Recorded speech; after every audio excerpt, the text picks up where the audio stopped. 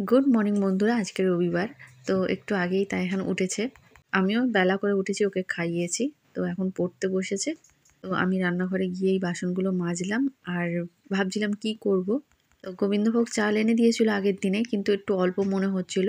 এক বাটি চাল আর এক বাটি ডাল হয়েছিল, সেজন্য তাইহানের পাপাকে বলেছিলাম আসার সময় আনবে। খিচুড়ি বানাবো, এটা মনে হয় কম পড়ে যাবে, দুবেলা হবে না। তো ও আর একটু চাল এনে দিয়েছে, তারপরে আমি রান্নাটা করলাম।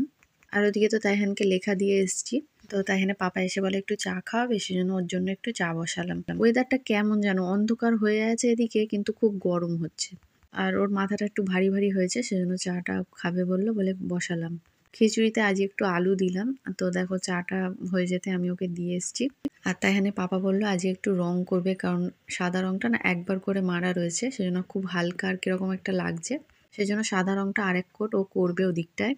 আর এদিকে দেখো আমার খিচুড়ি কমপ্লিট হয়ে গিয়েছে।